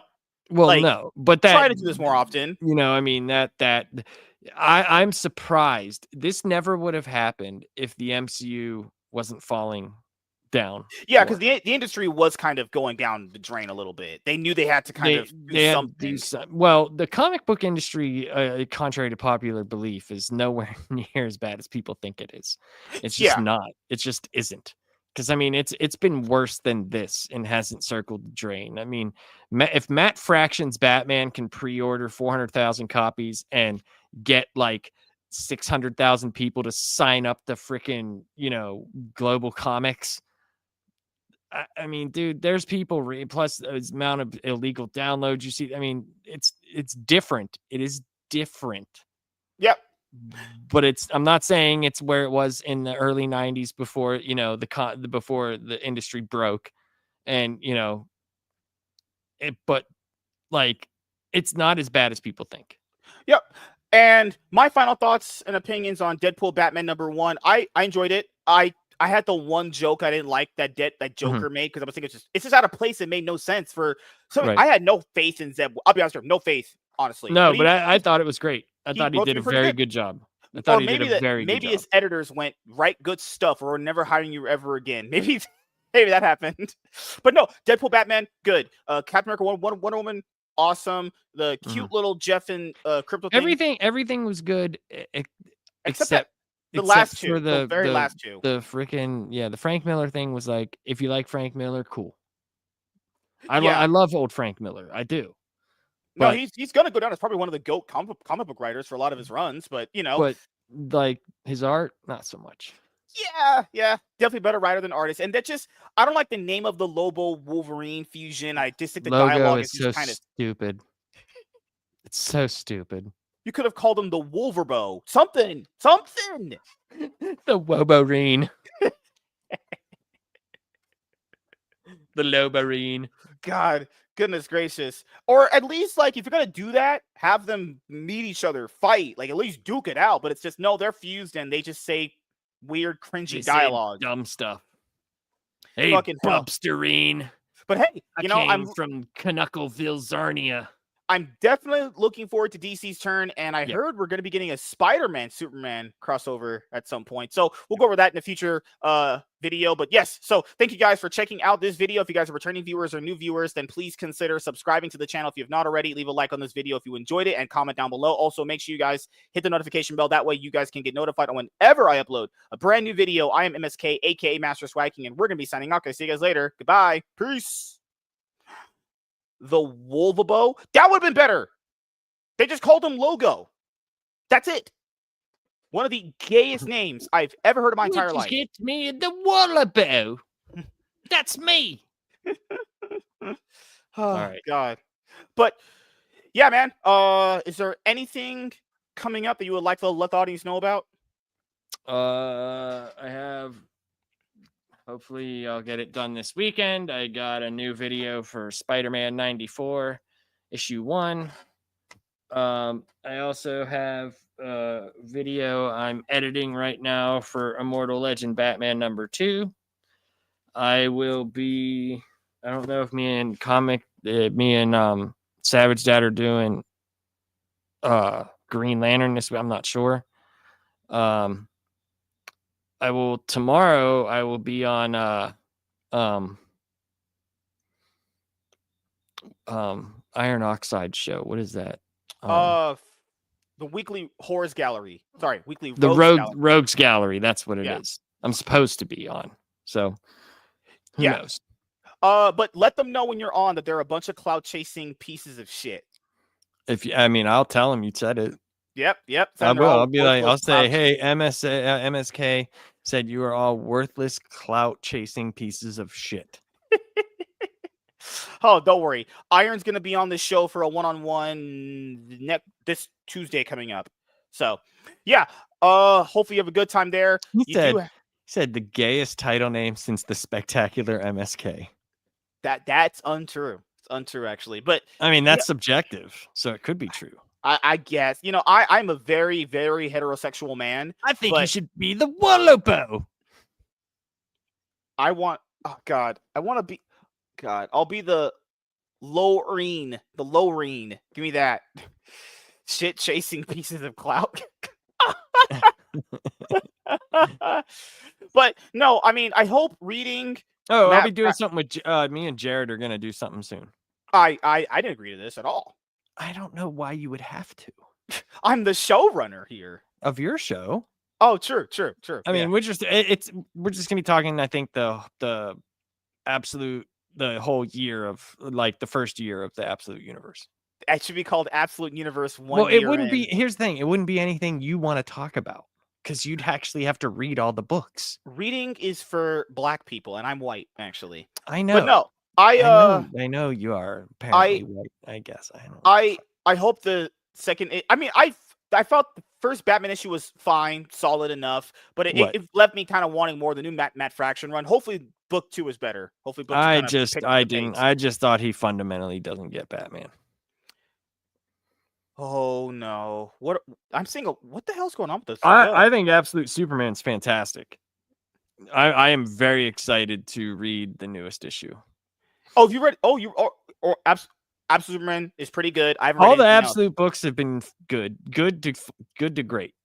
There isn't really a bad one. You looking forward to Absolute Green Arrow?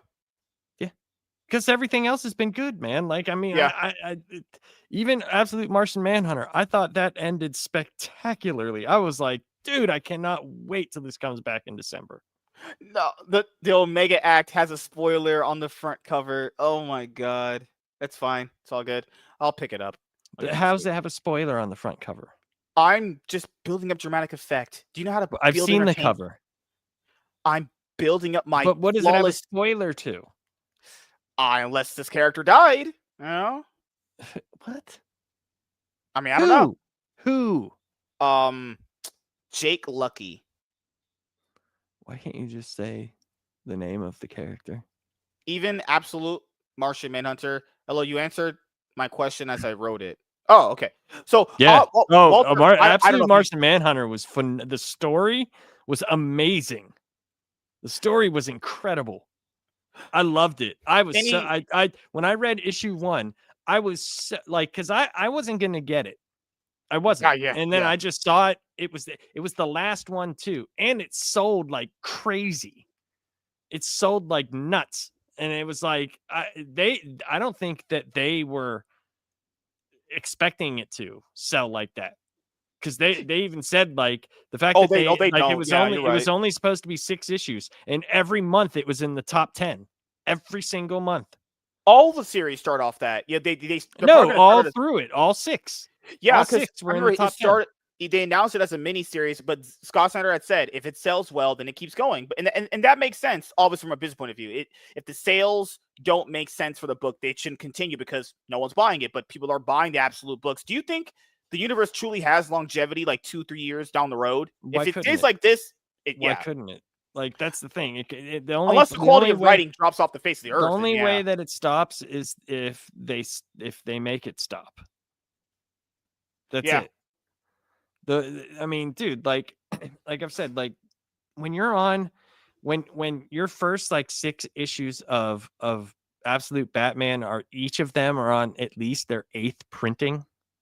It's, dude, it's still so crazy seeing when I go on mycomicshop.com to order the books. It's Absolute Batman issue 5, 8th printing, like 8th Yeah, printing on the 5th book. that's what I'm saying. Like the first one is on Insane. its 11th, and they know, that's how I tell comic book numbers, because like you can't, like we've already explained how comic books, you can't really tell the number, but you can with the printings, because if there are no printings left and they have to make more because nobody has them, then we at least know that that amount of block was printed.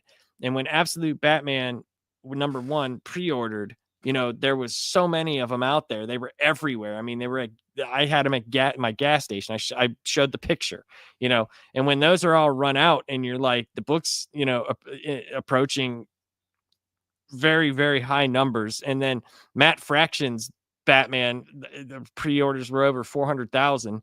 I mean, that's like not numbers that it did, in the 90s and stuff, but those are good numbers for right now, Yeah, especially and to be with fair, those digital. are Batman. Batman will sell, That but is Batman, but there's other books like Ultimate Spider-Man, the first one. The numbers were like 500,000. dude, I remember that day. It was, Yeah, man, it's crazy. they rushed the second printing. It wasn't even Yes, like because waiting a week. they didn't know it was going to do something like that. And like, Absolute Wonder Woman has been selling like 120 to 150,000. What's this month though? Do we have the number? Let's see. I don't know about the number. I don't know, but I know as of, I think it was last month, the whole of Absolute Wonder Woman had sold over like 2.5 million units. Insane. Fucking crazy. With printings. It could be more because how many ever printings have been done since then, but that's how I gauge the numbers. It's just because they know how Or this many one right here printings before they've we done. go. Before we Mhm. go, this one. Oh my god. Where Absolute Batman, the Mhm. The collected first one. edition for the first 6 issues came out, Yeah. and the #1 seller was the trade, the soft cover, and then the Mhm. hardcover is 4th. Yeah. And then the Yeah. other one below it is the first volume of Absolute Wonder Woman and then Absolute Superman Yeah. volume. All 4 Absolute books, the top selling collected editions for Yeah. It's, for and August. that's, so I mean, like, you're thinking like that's on top of the 6. Like, it's crazy, dude. And then the rest of this is just compact comic books that are just dominating too. The typical Ultimate Spider-Man still being here at 10. It's awesome. Aliens vs. That's Avengers. crazy. It's good. Good lord. Aliens versus Avengers did well for it, what it was. What's crazy is DC's dominated outside of Image Comics. I've never read this series. DC is every book in the top 10 is collected edition. Well, from because the DC. compacts and stuff like New Frontier, All-Star Yeah. Superman, you know what I mean? Superman Batman Volume 1, which is great, dude. Marvel's got 3 books here. Marvel Premier Collection Civil War, Ultimate Yeah, but Spider-Man, look and at, you also look over at the prices of them and look like, it's like you buy, you this is want, their compact comics, the Premier yeah, Collection. that's what I mean. The Yeah. compact comics for that is $9.99. Like, and you get a lot there. You get a lot. There was one compact, I think it was for Oh shit. I can't remember what it was. I'm sorry. It was a DC one. Dude, there were 600 pages. Oh, fuck. Oh, was it the series House 600 on Serious pages. Earth? It might have been. I can't remember what They it released was. that one recently. It was the But series House on it was Serious like Earth. Yeah. this, dude. And I was like, Mhm. that's amazing. Dude, they're gonna do $10. that dude, they're gonna do that for Injustice next year. Injustice. And they're doing with the Green Lantern or Green Arrow Volume 2, which is gonna be like 550 pages. I mean, for $10. A whole That's story arc, crazy. not The broken up whole into thing. trades. The Yeah. whole thing, You even get the crazy. tie-ins. You get the crossover tie-ins with him and Green Lantern, which is like very hard to get. Mhm. That's why That's I always say amazing. no comic book left behind. No, it's the one where it was Public Enemies was based off of. It's that story Yeah, arc. it's the whole like Batman, It was the one with Superman. Ed McGuinness, I think, right? So okay, so they have World's Finest collected editions, not like the newest World's Finest, the old World's Finest that was like during the 70s. That was like during Batman Brave and the Bold, because they always had first they had World's Fair, which was like Mhm. in the 41, I believe, and it was like Batman and Superman. They crossed over. They did stuff with like uh Robin went to like to Metropolis and stuff like that. Um no, the compact books, they're trying to get out like um a bunch of the older stories that you can buy, right? So Yeah, these aren't new. This is just some of them, some they do have some that are new, but they've re-released like New Frontier. They did shit. Why can't I think? You just had the list up there. Oh my god, they A released bunch of stuff. They did Kingdom Come, They had All-Star Static Shock. Superman, stuff Yeah. like that. So it's like a bunch of older runs. And what's cool about the compact comics, you get the full run. The Yeah. full thing. Yeah, For you don't gotta buy $10. 3 trades broken up for like No. $10 So a you might piece. have to buy volume 1 and volume 2 of that, but you're only going to pay $20, and you're going to get like this basically the whole same thing. amount of pages of omnibus, but in the compact form. And it's Right. still nice, man. It's still cool. It's I still like very them. cool. Yeah, I like them a lot too. Yeah. So that's awesome.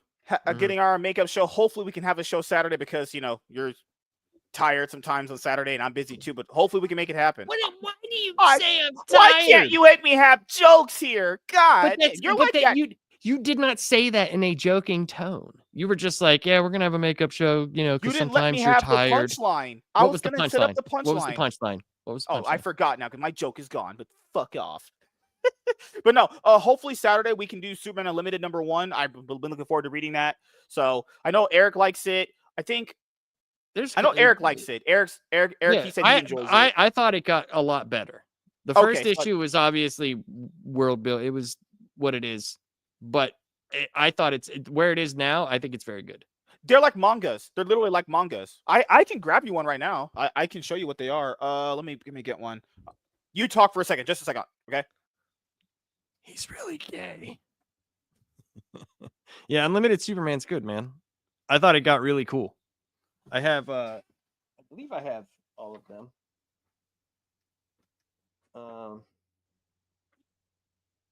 Oh, like how you didn't. Good lord.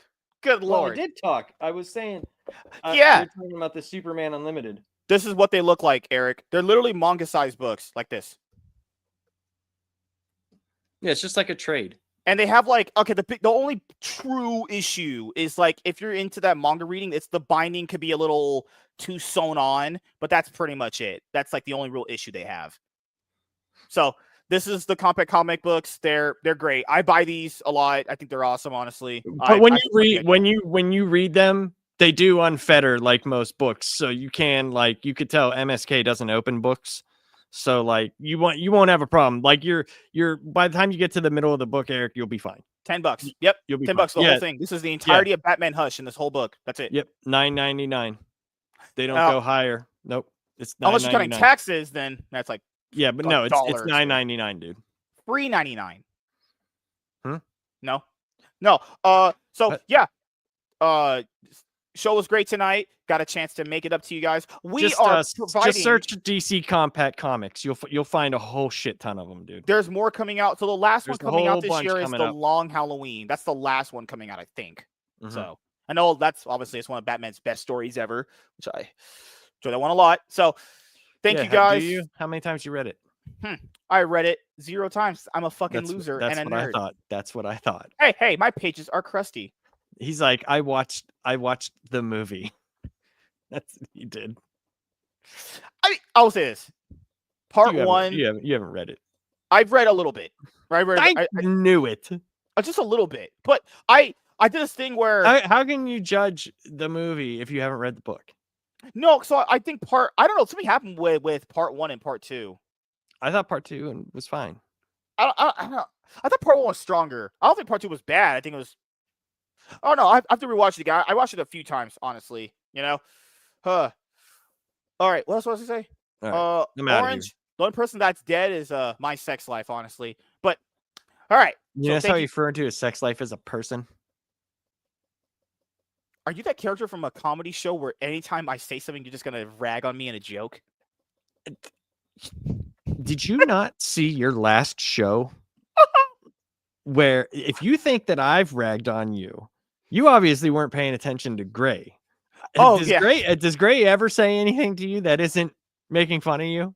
Gray's overrated. That's the difference. No, he's not. He is underrated. Gray is underrated. No, there was one guy in the chat, not you guys, but Anthony was just being a fucking asshole. I was like, what did I do to this Of course he was. That dude's always an asshole. Yeah, he's like, can I be on the show? It's like, no offense. No, you don't have the vibe check. You got to pass the vibe check to be on these shows. Remember, he was like, I've never had this happen. Okay. Yeah. Where we're doing a show and he's writing a whole bunch of stuff, right? And I would say something and then he would start off his comment and it would say, no, and I would say to him, like, no, dude, that's not true. This is this, Yeah. And he was like, you're the worst person to argue with. What did he say? He said, you're the worst comic book nerd or something like that. Yeah, he's like, you're a emotional comic book nerd. And I'm like, dude, I don't even have to like acknowledge that you're speaking. I'm trying to interact with the chat. And then later on, he was like, "Oh, I'm sorry, man. I'm sorry." Like, no, that was Tiamat. No, that was Anthony Matanzado. It might have been Tiamat because he hadn't been here a while. I know he did something similar to, but he apologized. Yeah, and Tiamat was different, but Anthony Matanzado. No, you're right. You're right. Speak, yeah, Tiamat was talking about like interactions in the DC universe. You guys were interacting with that. You're right. You're right. Yeah. Yeah, because it was like he was like trying to explain to us different, and then I was like, I said something. He goes, "Well, those comments weren't for you; they're for the chat." And I was like, "Well, why are you commenting on everything that we say if it wasn't towards us?" Tiamat's made sense with the context of what we were talking about. Anthony's was just. I don't know what I did to this person at all. I don't. What we're doing, joking around and having some fun. Is that a crime these days? No, I mean, like, but that's the thing. Like, I try to interact with the chat. Like I try to because I feel that I know you don't, but I feel that the chat is why I do. You want to get this cloud chaser some love? I like talking to the chat. Oh, Walter, dude, me and Walter used to argue, but it was great because it was like a good interaction. He would make valid points, Walter's and I'd be like, "Oh, okay." Yeah, because Walter's I was like, "All right." Walter's trying to have a conversation. Remember though, what I was trying to say to Anthony, I was like, "Dude, you don't like. I'm just trying to interact with you. You're not actually bothering me. Like, you're just saying wrong information."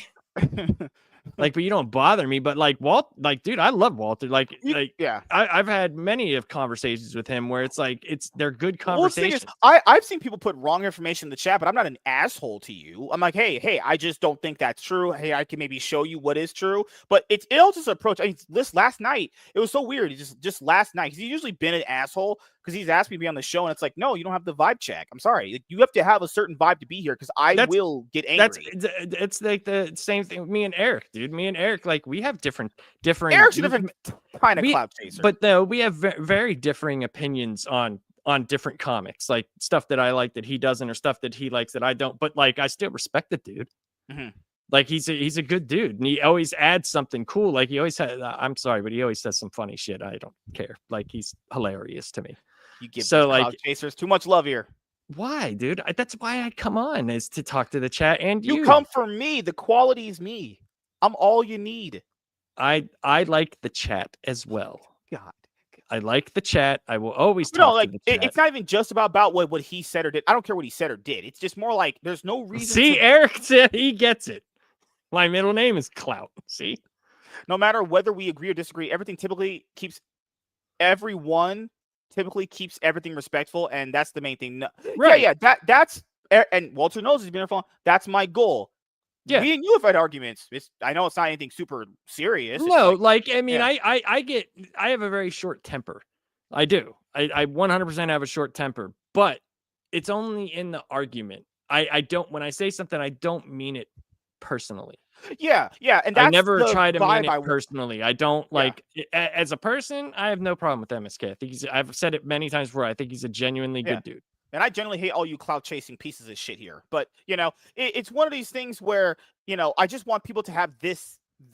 If the goal of the show is, well, I don't know you well enough, Orange. But I mean, I've talked to you in the chat. I don't know you well enough. I mean, even if Orange you're not is just respectful, courteous. I think he's cordial. He's a cordial person. That's all you need to be. You don't to be. You're not an asshole. That's fine. As long as you're not an asshole, that's I'm fine with. You don't got to be a dick for no reason. Respecting on MSK. Okay. Oh my God. But no. See, Eric gets it, dude. He's such a good commenter. The general premise of the show is this: as long as you're keeping it respectful, agreeing and disagreeing is fine. But there's no point in just being an asshole for no reason. I don't know. We're not. What are we doing? Like we're not like after everything we've said. And why would we be? Why would I be on the show if I didn't want to be on here? Yeah, you would just not be here. I would just be like, no, dude, I'm not doing this anymore. Yeah, there's times where I might have to. There's might be times where I have to limit my, how many my during work. I will have to limit how many times I could be on. Yeah, but I would tell you, I'm not gonna lie to you or anything like that. That's just stupid. Or if you wanted to bang your wife, you'd be like, okay, I gotta go bang my wife. I mean, I've said that. Yeah, when I say it, it's not true, but when you say it, it's obviously true. Well, I mean, if you had a wife, it would be my true. Couch loves me. You said you have never banged your couch. And now you just admitted that you bang your couch. This is where is Z? He is not here tonight to write this down in the Book of Mac. God, the Book of Mac, just like the book. Well, what's that book that Scarlet Witch was reading at? The Darkhold. We have the Machold. We have the Machold. Nope. It's the Machold or the Dark Mac. The Dark Mac. 10D chess. No, we don't need the Machold. All right, so the Machold. We're not doing this. We're not doing this. All right, so thank you guys for checking out this episode of the MSK Show. I was once white. Nope, that's a Pixar movie about girls on their period. The Dark Mac. Okay. So typically, I have sex, but it's just not very enjoyable when I do it with women. Is that what's written in the Dark Mac? All things that you believe. The Mac hole is the thing on the side of the dinosaur's head. What in the world? All right, so we're gonna. Thank you guys for checking out. I don't know, dude. We're gonna have to have serious conversation. Is it the Dark Mac or the Mac Hold? If I could write a book one day about all the ideas I had in my head. Dude, you once thought you were gonna be a cop. I was, and then you was, but then that dream got foiled when you looked in the mirror and realized you were gonna have to arrest yourself for being black on a Friday night. No. I thought to myself, I hate black people so much, I would be in jail. You'd be the worst cop. I would racially profile every black person. Like, you were doing the crime. Hey, sir, I've seen this black person on 7th Street. This is going in the Dark Mac. They'd be like, what the hell's the Dark Mac? You're going to jail, sir. Yeah, man. What do I do? If I was a cop and I'm profiling while black, do I arrest myself? Like, what the fuck? I said yes. All right. So thank you guys for checking out this episode of the MSK Show, and we will see you guys later. Have a great night, everybody.